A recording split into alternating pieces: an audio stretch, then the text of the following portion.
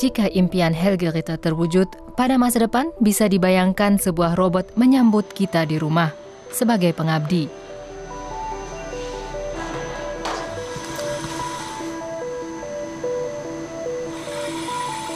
Agar robot suatu hari benar-benar bisa membantu manusia dalam kehidupan, mereka memerlukan kemampuan empati. Mereka harus memiliki kemampuan banyak. Tentu, dia harus menyesuaikan diri dengan lingkungannya. Dia harus mengerti apa yang diinginkan manusia. Idealnya, dia bisa melaporkan apakah dia mengerti saya dan merasakan apakah saya sedang terburu-buru atau tidak sabar.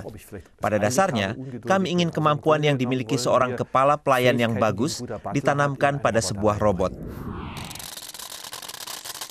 Mengambil barang merupakan salah satu kemampuan yang dipelajari robot di Universitas Bielefeld. Benda dan barang yang kita kenal dibuat memang untuk tangan manusia. Untuk itu, robot memerlukan perasaan peka lebih banyak.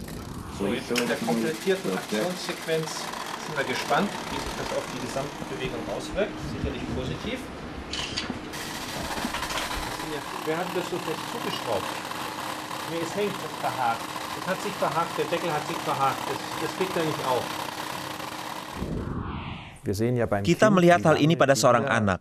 Seberapa lama anak harus melatih tangannya sampai dia bisa terampil menggunakan tangannya. Sekarang, situasi pada robot lebih parah.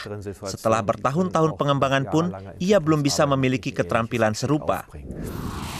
Masih ada lagi tangan robot yang dikembangkan di Bielefeld memiliki 170 sensor sentuh, hanya 1% dari yang dimiliki tangan manusia.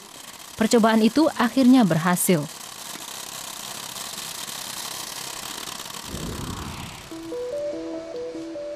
Di Bielefeld, robot sedianya mempelajari hal yang lebih rumit lagi. Seperti anak balita, robot yang sedang dikembangkan ini mendapatkan pengalaman pertamanya dalam situasi yang komunikatif.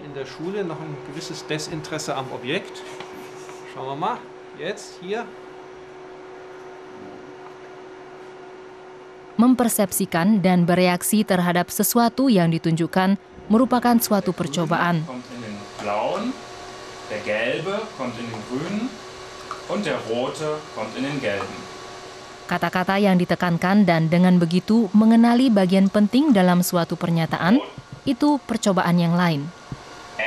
Tujuannya, pada masa depan, robot diharapkan bisa berkomunikasi dengan manusia sealamiah mungkin.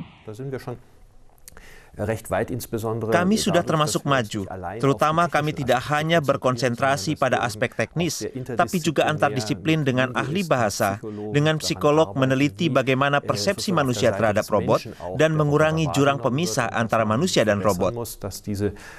Juga bagaimana memudahkan pemahaman dan kerjasama.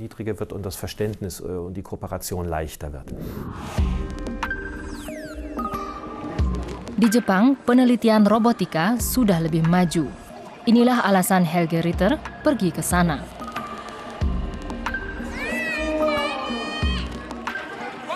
Osaka adalah kiblatnya pecinta robot. Robot bisa dengan mudah ditemukan di pusat-pusat perbelanjaan. Saya sudah lihat banyak robot, tidak pernah terpikir sebelumnya sebanyak itu.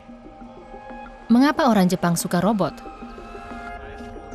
Helge Ritter bertemu dengan dua ilmuwan robotika terkemuka Jepang di kuil Sumiyoshi.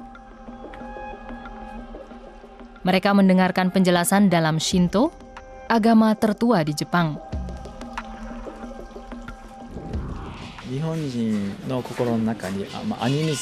Kepercayaan animisme membuat orang Jepang yakin bahwa setiap benda memiliki jiwa. Pakaian, kamera, mikrofon, semuanya memiliki jiwa. Jadi mudah diterima bahwa kecerdasan buatan seperti robot juga mempunyai jiwa. Sebuah robot tinggal di laboratorium Minoru Asada, salah satu yang paling canggih di Jepang. Robot itu terus belajar dan saat ini sedang belajar ayunan. Penampilannya pun dibuat seperti seorang anak.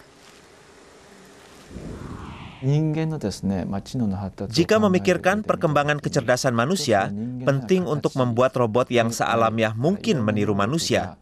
Jadi bisa diteliti menyeluruh apa yang mempengaruhi pembentukan, pembuatan, dan berbagai kemampuan seorang manusia terhadap kecerdasan. Manusia atau robot? Banyak sekali mesin semacam itu yang dikembangkan di laboratorium Hiroshi Ishiguro. Fisik robot-robot itu mirip sekali dengan manusia. Robot itu dikendalikan seorang operator lewat kamera dan mikrofon.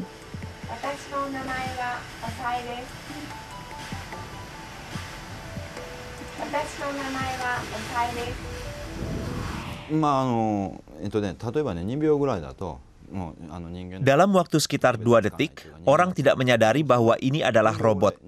Baru kemudian sadar bahwa ini adalah android, yaitu robot yang mirip manusia. Hal mengejutkan jika robot ini mulai berbicara, karena lebih mirip lagi dengan manusia.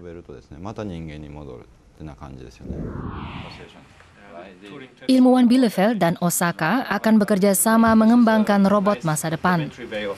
Apakah fisiknya dibuat mirip seperti manusia agar bisa diterima manusia? Jika berusaha meniru wajah manusia, maka selalu ada sesuatu yang kurang. Lalu jadinya seperti wajah manusia yang sakit atau jadi seperti mayat hidup. Dan karenanya kami takut.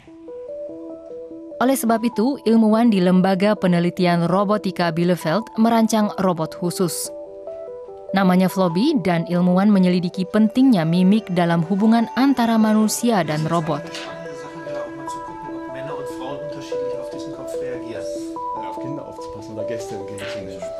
Wajah bundar, mata yang besar, hidung yang kecil. Floby membangkitkan naluri untuk melindungi. Percobaan menunjukkan ia diterima baik oleh manusia, baik itu dalam bentuk feminin atau maskulin.